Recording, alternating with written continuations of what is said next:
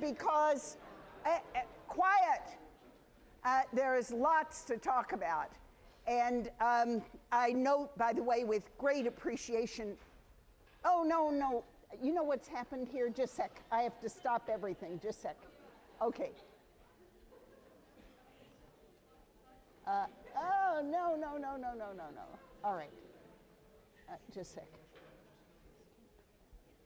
Okay, just 1 second. I have speech recognition software on this thing, and I have to figure out how to turn it off, or it's going to, keep misbehaving. Just a sec. Just a second. Let's see if I can do this. Okay. I don't know where they are. Just a second. I'm sorry. This is terrible.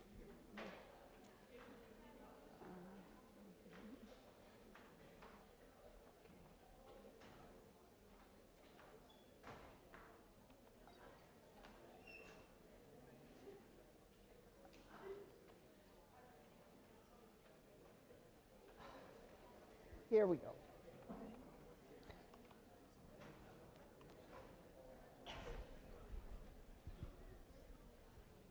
Okay, and now we should be totally fine. Okay, I'm sorry. So today we are talking about Max Weber's theory of class. Shh, quiet. And as I said last time, the most important thing to ask about any theory is what is the question it is asking. And the most important thing to remember about this essay is that it is a theory of the social bases of group formation. That is, Weber is asking, along what social dimensions will people form groups to act in their interest collectively? So remember, Davis and Moore basically assumed a world in which individuals were competing. And the critics of Davis and Moore said, wait a minute, people don't just compete as individuals. They do things like block others from opportunity, right? And so Weber is asking, along what dimensions will people actually form groups? What are all the possible ways they could form groups to pursue their interests in what he calls the legal order? So obviously you could create groups for folk dancing or choral singing or something, but he's interested in the kinds of groups you would establish to pursue your interests collectively. And that would be like trying to get your profession licensed to limit the number of competitors, right? So like licensing beauticians or lawyers. Or you could organize in a labor union to protect the interests of workers, or you could organize as a, quote, interest group of farmers, say, or you could organize, as he will argue, in status groups, and we'll discuss what those are, and parties. Now, I want to say something about Max Weber. Of the three great theorists, so Durkheim, we're reading Weber, then we're going to read Marx next week. Weber is the most recent. That is, he died in 1919. I might be off by a year. And was born sometime in, 1860 something, I'm guessing. He died relatively young. But he is unlike the other two in the sense that he had the German university system at the time he was working was the most highly developed intellectual enterprise on the planet. It's the system after which the American university system was modeled. And they had scholarship that looks a lot like modern scholarship. So of course, it's 100 years out of date by now. But he had available to him the full apparatus of modern scholarship, and he was an out and out genius. There's just no other word for it.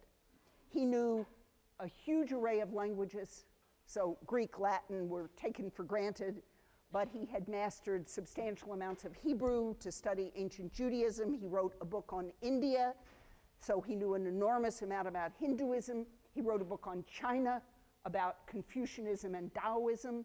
He had written his dissertation on agrarian relations in the Roman Empire. So this is a guy who basically knew everything. And I sometimes point out that modern people like us can't know everything because the apparatus of scholarship is too great. We can't even know a tiny chunk. He was working at this exact moment when there was enough modern scholarship to have really good evidence about all sorts of historical periods and all sorts of phenomena and all different parts of the world, and yet it was possible for someone of his particular genius to have mastered a vast proportion of the existing scholarship. So he's really, there never was anyone like him before, and there never will be anyone like him again, although the scholar Randall Collins, should you ever want to look at his work, he is a follower of Weber and is still alive, a current sociologist, and he approaches Weber's level of erudition. So one other reason Weber is so hard to read is that he is throwing in examples, or he is thinking about exceptions to a rule or examples of something, and he's throwing them into a list, and he actually knows what he's talking about. He's talking about medieval bread riots or ancient debt servitude in the Roman Empire, or how people caste relations in India, or the way some special status group worked in ancient China. And you don't know what he's talking about. So all I can say is, as you read Weber, think, you have to, your eyes have to just glaze over when you, I'm not expecting you, I reread the whole essay, little class status and party today. And, when there's a word in Greek and you don't know Greek, there's nothing you can do. And that's true for many of his examples.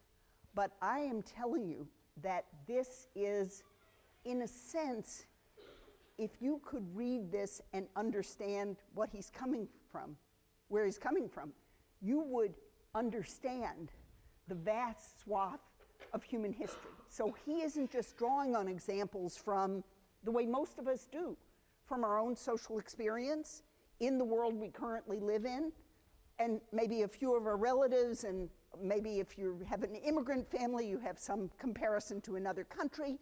But basically, most of us are just completely enclosed within our own social experience. What else could we be? It's not a bad, that everybody starts there. But Weber really mastered almost all of world history. And you'll see he visited the United States in 1911. And he visited some families in Virginia and some families in Massachusetts. I don't know exactly where else he went. I think he had relatives or something. And so you see these references to America. And that was his own experience, not from reading, but from actually visiting these people. Okay, now, a theory of the social bases of group formation. When and how do groups get organized, and on what basis? So it's 7, or I don't know what it is, 10, 12 pages of essay, and it is amazingly dense and has been so incredibly influential in sociology, you would not believe it. Okay, now, how does he define class? And here you're going to want to watch for the differences from Marx, and I'll just make one other little footnote. This is one of Weber's least attractive traits. When he talks about a talented author who is wrong, and you will find that phrase, what talented author is he talking about? Karl Marx. And so he frequently is either adapting phrases from Marx. So he had read Marx. Again, remember, Marx was originally, you won't know this, you don't have to remember it, I'm going to tell you. Marx himself was originally German, was a full generation earlier than Weber, so presumably had died or whatever by the time Weber was born, or around the same time. But Marx and Marxists were very influential in the period when Weber was writing. There were major Marxist movements in Germany at that time, and Marx's writing had a lot of influence. And again, Marx wrote a lot of stuff in German. Now, he wrote a lot of stuff in English as well, but he basically was German. So Weber knew, not all, but a good deal of Marx's work, and he tried to incorporate Marx's insight without giving Marx credit. That's just the truth. But he didn't plagiarize, mind you. But he is in fact making a very specific set of arguments that when we read Marx next week, I will show you, but you will see, are radically different than Marx's argument. So don't get fooled by the places where they sound similar, because you want to think about the ways in which they are really different. Okay, so that's just a warning.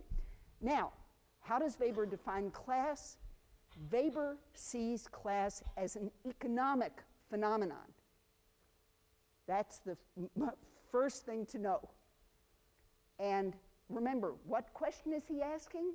On what basis do people form groups? And he says one of the bases people can form groups on is class. And class is having common determinants of your life chances in a market. So you need all those things: common determinants, life chances, and market. Now, he starts by saying most classes are not groups. That what he's really talking about is class situation. And again, this is the basis on which you could form a group. But most often, and he's right about that, people don't form groups on the basis of sharing with other people common life chances in a market. And let me give you a very simple example of this. One thing that will shape your life chances in the market, you personally, is the reputation of the University of California at Berkeley. So if you end up with a Berkeley BA and Berkeley slides into the toilet and becomes a minor league school, that will hurt your life chances.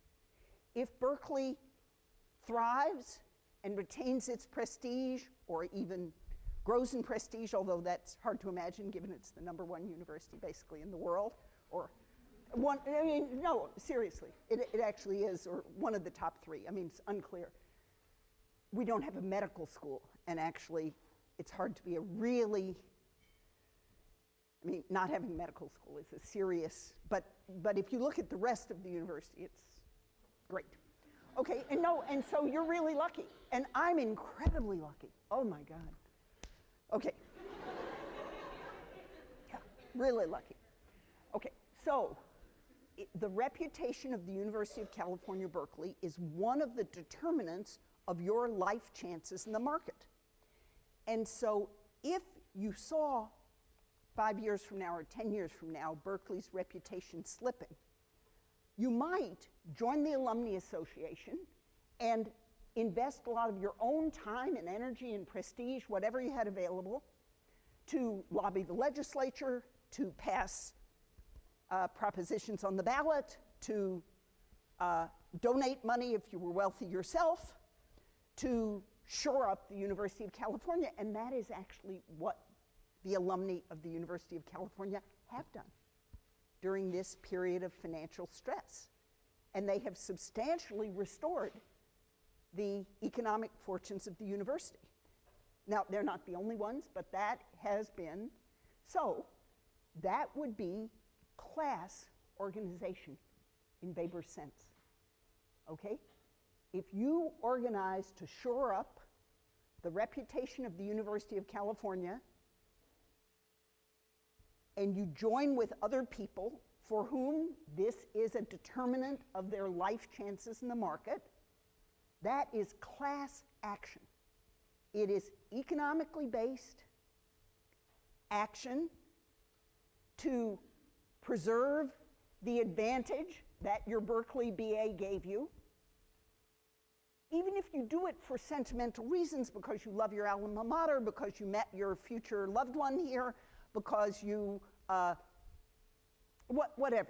The reasons don't matter terribly much. In Weber's understanding, it could also be status group action, actually. But for now, let's consider the part of it that is class action. You are trying to shore up the value of a key determinant of your life chances in a market. That could also be if the market were being flooded with educated people. So I would that this were true, actually. It would be great for our society, and you'll find out more about this when you read the chapters of Inequality by Design, but the opposite is the case. But if you could imagine that our society had invested substantially in broadening higher education, had built many new universities so that it was not terrifyingly competitive for you in high school when you thought about, oh my God, where am I ever going to get into college? There's no place for me. But it was, oh my goodness, there are so many colleges and they're all eager for students and they're recruiting students right and left and they're turning out BAs left, right, and center. And eventually, if that were true, the economy would grow and things would be wonderful, but the relative value of your degree would fall. That's true. There's supply and demand. It's not going to happen because the society is not investing even minimally adequately in expanding access to higher education, because the way you do that is to build more colleges and universities, and we are definitely not doing that. So, but that aside, if you imagine this scenario, you could also organize to defend the value of the BA by trying to shut down some of these new colleges. And you might do it politically in the legislature by voting for politicians who said, these new schools are low quality and they should be shut down and it's a waste of taxpayer money to pay for all these BAs who needs them anyway. And if you could form an association called Californians for Quality Education or Americans for Quality Education, the subtext of which was, let's restrict the number of BAs so that BAs get paid more, that would be class action, and you would be preserving the value of a key determinant of your life chances in the market, which is your possession of a BA, okay? And that would be political action of a class sort. Now, why does he, so I've dealt then with common determinant of your life chances. Why does Weber emphasize that it has to be in a market? What is so important about it being in a market? And here, you probably just read past that. I know you've all read this once already. And that's why the lecture is so interesting to you. And if you haven't read it, I hope you're lost, because that would be fair. That would be fair. Okay. Why does he emphasize in a market? Well, let's imagine that you are in, I don't know, 1700, a poor farmer in America, being squeezed by the local merchant who sells you grain in order to plant your new harvest and then charges you a fortune for it because you're desperate, and then buys your grain at the harvest time and buys it very cheaply and so forth. And so you would organize with the other farmers to try to get either another merchant to move to town so there's more competition, or maybe even to change the laws about, I don't know, hoarding and withholding grain from the market and stuff. You could imagine such a thing. And let's imagine that there's a very poor peasant in 1700 in Poland who's being squeezed by his landlord. And his landlord is not providing grain in the harvest season and extracting really dire terms in order to give him grain to plant so his family doesn't starve and so. So he's got the same determinant of his life chances you do, which is how brutal the local merchant, say, is allowed to be. But you're not in the same market. And so even if there were communication possibilities between you and the Polish peasant at that time, there's no reason to organize with him. Because you're not in the same market. So what you do with your grain, the price at which you sell your grain, your ability to legally constrain the actions of merchants is going to have no effect on his life at all. And likewise, his successful rebellion against, they would have actually had a feudal lord at that time, if you can believe it. His successful rebellion against the local noble is going to do nothing for you. So Weber is interested in the objective reasons you have to join with other people for common action. That's what he's interested in. On what bases does it make sense for you to form a group with other people? And he's saying for economic interests, there's no real objective reason to form a group with other people unless you have a common determinant of your life chances in a market, right? Because then, if they lower the price of their grain, it affects the price of your grain. Or if you're a worker and these other workers can take your job, you better organize a union. Because if you quit because the conditions are bad and these other workers come and work, so there's a lot of reason to organize if you have a common determinant of your life chances in a market. If you're not in the same market with other people, there's no objective reason. You might do it, you might have, in the modern world, like sentimental attachment to the Polish peasant and send a check or something. But you really can't organize. In Weber's sense, there's no reason to form a group. So that's what he's interested in. Okay, and then what insights come out of this? And here I'm pulling from different parts of the essay. He actually says there are two major kind of markets, but he actually mentions three kinds. And he mentions the credit market, the commodity market, and the labor market. And he notes that in the ancient world, and by ancient world he means both Greece and Rome, so things around the time of Christ. So let's think around the year 0 in the Western calendar. And he means actually the even more ancient world that you see in the Hebrew Bible. And there, the major danger for peasants was debt servitude. That is this process I'm describing in which, and it's a little like what sharecroppers lived with in the US South, where every harvest season you have to sell your grain in very bad terms, and then when time to plant comes around, or even during what in Malawi is called the hunger season, when the grain you have runs out, you have to buy things from a merchant or from some city dweller at very high prices, and then you go into debt to get grain to plant, and then at the end of that cycle, you're more in debt, and then at the end of that cycle, you're more in debt, and pretty soon, you've already sold off your animals, you've already lost you don't own your land, your landlord owns your land. How many of you know the Old Testament, the Hebrew Bible? Oh, such a small.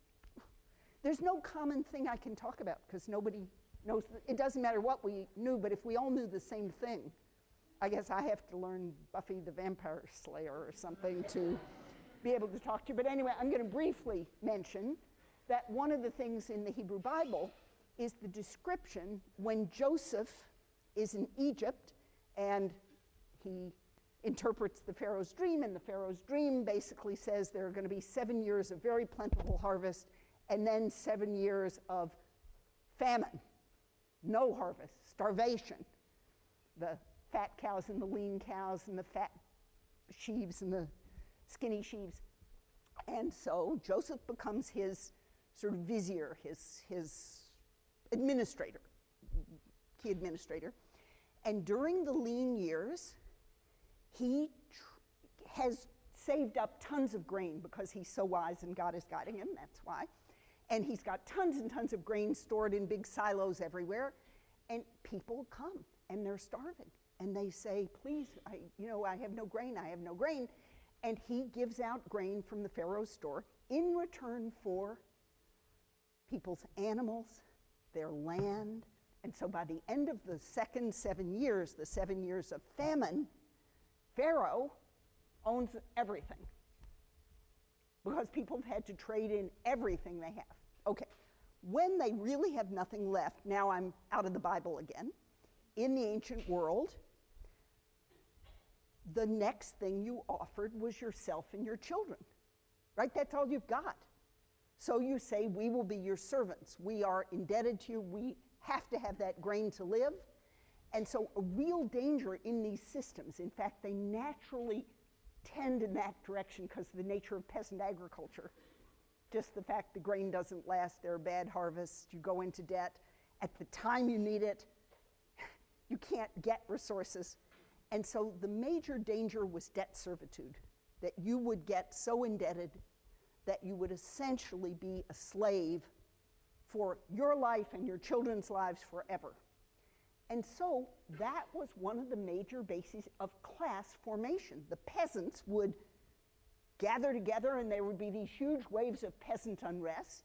And one of the solutions, which again, those of you who know the Bible will know about the Jubilee year. And that was the idea that every 50 years, it was like a bankruptcy law. We actually have this. We have bankruptcy law that says that you cannot go into debt servitude. That even if you owe your credit card company $25,000 and you are paying 26% or whatever it is a year, so that $5,000 or $25,000 is growing year by year by year. This is why your parents have told you, and believe you me, pay off your credit card every month or don't have one. That's just the way it is. Okay, but if you have gotten so in over your head, you could never get out of it. So you would be paying all your income for the rest of your life to the credit card company, and you could never breathe again.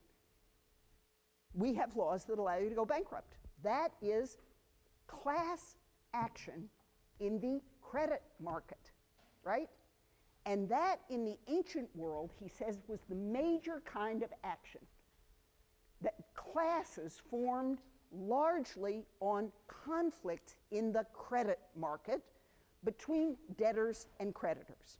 Okay, then the second type of class conflict you can have, and again, common determinant of your life chances in a market, whether you are a debtor or a creditor. That's what class conflict in the credit market means. Okay, then you can have class conflict in the commodities market.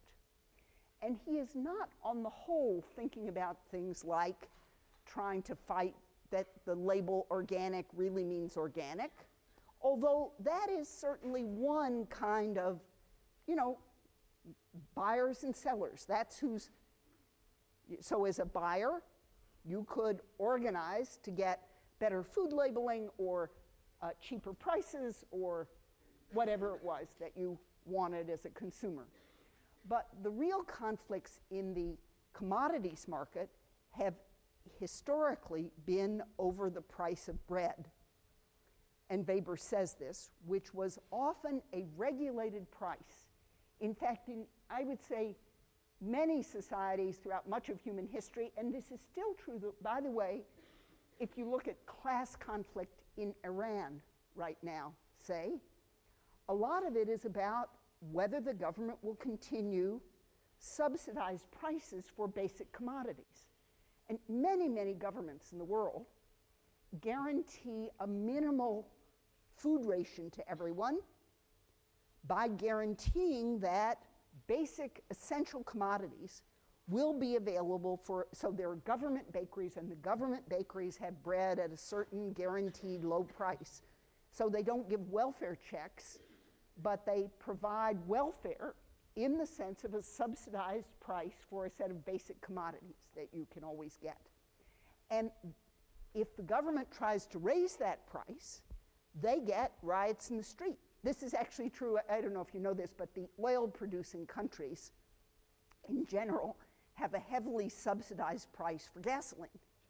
And when they try to raise it to the world market price, so you can get gasoline in the streets of Iraq or something. I don't know my exact facts here, but you know, for $1 a gallon, and the world price is $4 a gallon, and the Iraqi government or the Iranian government or whatever would really like to sell more of its gas. It doesn't want you wasting it. It wants to sell it globally and make all that money. Well, they might try to raise the price of gasoline, and that will bring down the government. Then you will get riots in the streets, people organizing, people marching, people protesting. That is class conflict in the commodity market, because a major determinant of your life chances is the price of gasoline. And you organize to protect that. And this was particularly true in the medieval world, where European medieval world, where one of the major sources of conflict was over the price of bread. And so the famous quote, which she may never have said, probably never said, but you know, Marie Antoinette, before the French Revolution, during the French Revolution, is supposed to have said, oh, the people are starving for bread, let them eat cake. And that insensitive remark is the main thing associated with her name throughout history. And that was about conflict in the commodity market, right? And so you can have class conflict in the commodity market. And then here's the very recognizable one, conflict in the labor market. And here's where Weber adopts a lot of Marx's language and says, yes, the major source of class conflict in modern industrial societies is conflict between workers and owners. And he goes into a lot of discussion about what kind of property people have and different kinds of property and different kinds of claims to property. But he's basically saying this is the difference, and here I'm using language you will see is important when we get to Marx, the difference between the owners of the means of production and the workers who don't own anything but their labor to sell. And when he sounds like that, he is just channeling Marx. But he tries to make a very non-Marx point. He says, even though the class that really is oppressing workers tends to be the financiers, the bankers, and so forth, the workers' experience is that the people they hate are their actual bosses. So you work for a manufacturing firm, your manufacturing firm is being squeezed by these big financiers, these big companies, these, you know, far away, powerful, again, banks and stock markets and stuff. But if you organize as workers, you're actually likely to organize against whoever the boss of your actual factory is, right? Or whoever is running the hotel where you're a maid, and not against the big financial powers that actually oppress you. So Weber is very aware that whether people organize or not is highly contingent. And you need to write down the word contingent, I think, even if it sounds like a strange word. And what that means is it's determined by a lot of different things, okay? It means that, so that's his point. Classes are not always groups. They are potential groups. They are people who have a common determinant of their life chances in a market. But you and people throughout all of history have had many different determinants of their life chances in a market, right? How educated they are, how many resources they have, what the local labor market conditions are, what their, are they debtors or not, are they, you know, there are many, many, many different things. And in fact, I don't know if you noticed, but I actually drew society up here. I bet you didn't know I could draw. Okay, and one of the points Weber is making about class is that class divisions, and if I could really draw well, as opposed to drawing as well as I do, I would draw like little dashed lines for class because it's potential, it's not always a group. But I just want you to have the sense that for him, and I'm intentionally making this jerky, class divisions can go in all sorts of directions. So, you know, it could be the labor market might divide things here. You've got the people who own capital own the means of production and all the people who don't. But this little chunk could be the people who went to the University of California, Berkeley, and those who went to other schools who think their school is becoming more prestigious. Or it could be people with BAs versus not BAs, or people who are debtors and want more lenient bankruptcy laws versus the banks and the creditors who want more stringent bankruptcy laws. And this whole fight, I won't say much about it, but if you've been following the saga during the last year about Elizabeth Warren being appointed to this new Consumer Protection Agency, and the opponents of there being such an agency just going stark raving mad, trying to defeat this and largely succeeding, at least in driving her out. This is conflict in the credit market. That's what it is. So there are lots of different potential bases on which class could form, and at any given time, most of them are not very active for most people, okay? And they've been different at different times of history. Now I'm going to try to sneak in a really quick point here because I love this. There's a guy named Norbert Wiley who wrote a classic article called America's Unique Class Politics. And what he does is take this formulation about the labor, credit, and commodity markets to try to explain why there was no socialism in America, why there were many radical movements, but they never really consolidated into a communist or a socialist movement, as did happen in many European countries. And he makes the argument that the radical impulses in America's history were blunted because the different kinds of radicals had conflicting interests in different markets. And his main point is that the American populism, which was a very radical movement, was largely conflict in the credit market. Wow, this ancient, you know, back to the ancient Romans and the ancient Greeks and the, you know, ancient Hebrews or whoever was around. And he's saying, you know, actually, the radicalism of American farmers in the 19th century, and how many of you know William Jennings Bryan and the Cross of Gold? Ah, you were so good, you went to high school, you went to college, you're great. Okay, so 1896, McKinley versus William Jennings Bryan. What is the fight about? Crucifying America on a cross of gold means not allowing inflation, not allowing the silver standard, which would have created cheap money, but insisting on the gold standard, which maintains tight money. And if you're paying back a loan, you want inflation because you're paying the loan back in cheap money. And if you are a creditor, a banker, you want tight money because you want to be paid back in really expensive money, right? Just as simple as that. So there was huge class conflict, and it was largely small farmers in the Midwest versus bankers who they understood to be these evil people back east in New York. That was one kind of radicalism. Another kind of radicalism around the same time was urban workers. And they were radical in the labor market for the reasons you'd expect. So you had, you know, sweatshops, and you had tenements, and you had exploitative manufacturers and owners and whatnot. So they were in the labor market, people who sold only their own labor versus people who controlled capital.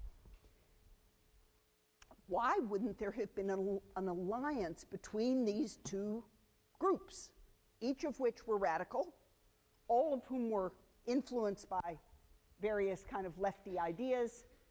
And he argues that they actually had conflicting interests in the commodity market because urban workers want cheap food prices. And in that way, and this is actually true, any of you who ever took German history, I'll just say the phrase so you recognize it, rye versus iron. This is the same conflict.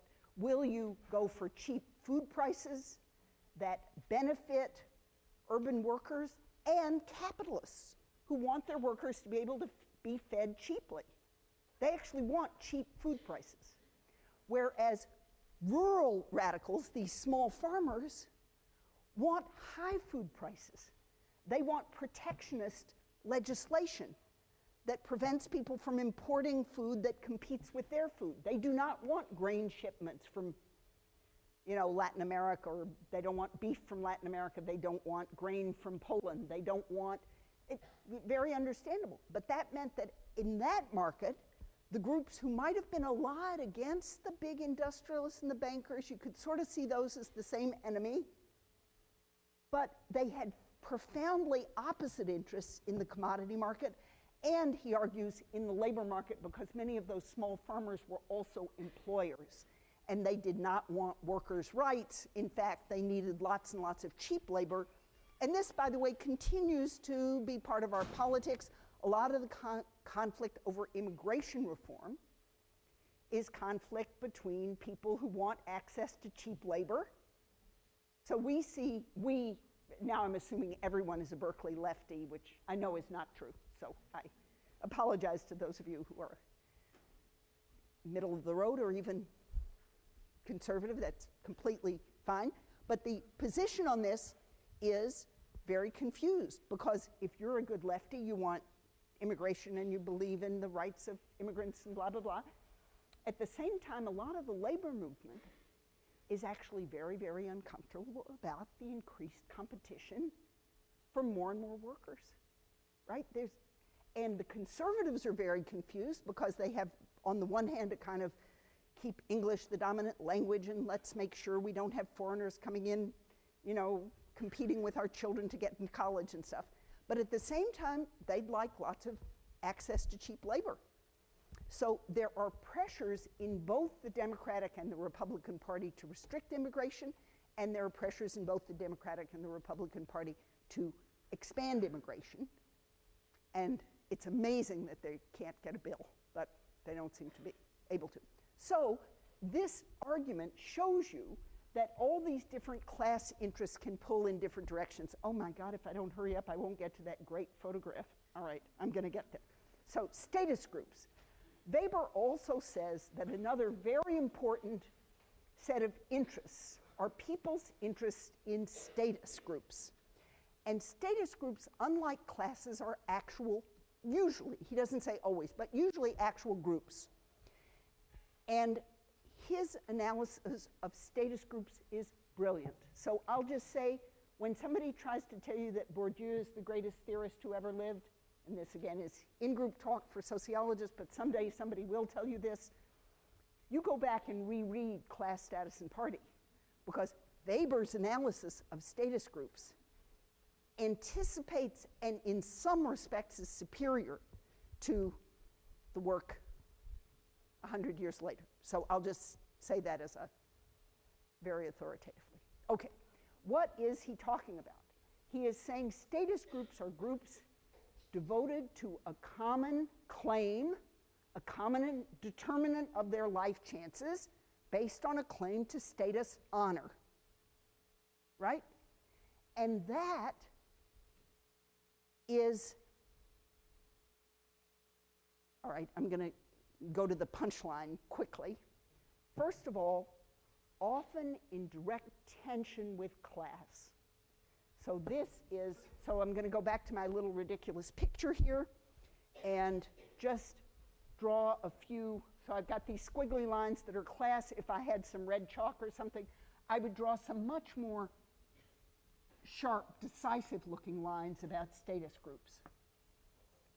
And they can cross-cut these other dimensions in the following sense. And here, the argument's very complicated. One thing is, you might have a claim to status honor, like Italian Americans are not all mafiosi. They are actually very important contributors to American history, and Italian Americans are great. And in fact, there are associations meant to promote the prestige of Italian Americans, and that is why we have Columbus Day. That's part of the political wrangling among groups, so you want a day that celebrates your group's history and how great your group is. And that is that might unite the desire to up the prestige of Italian Americans so that if your name is very Italian sounding, people don't make jokes or assume that your family are criminals or something, which means serious problem. And you want to raise the prestige of your group so your kids have a better chance of getting into college, so even in elite banking circles, they're willing to hire Italian Americans and so forth. That might unite people who are in very different classes, right? So in that way, status group interests can cross-cut class interests.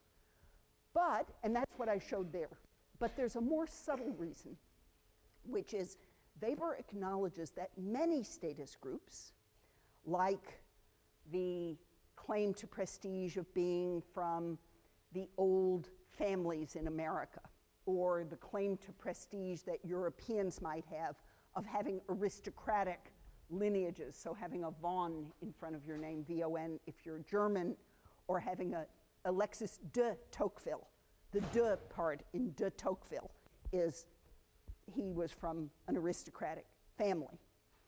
Those sorts of status distinction are originally, Weber says, usually based on property. That is, it's wealthy people who want to keep their privileges for their own group. So once they've won their privileges by being brutal warriors, by being ruthless capitalists, by being successful conquerors, they want to pull up the drawbridge.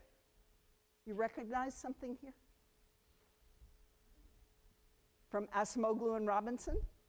Once they've won their privileges, they want to pull up the drawbridge and keep all the benefits for themselves. And one way to do that is to form a status group. And to say that, why are you privileged? Because you have the best manners. Because only you write beautiful poetry.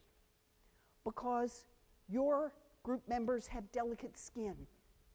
Because your group members have good grammar. Because your group members have a style of life that defines you as superior. And those of you who are from India know this very well, that Brahmins aren't considered superior because they're rich. They're considered superior because they are pure vegetarians, they don't step even on a bug, they essentially live the Hindu religious tradition in a very pure form that no one else does. And that status group claim reinforces a claim to hang on to your privileges. So I hope you're recognizing that status group claims are very important, like in college admissions.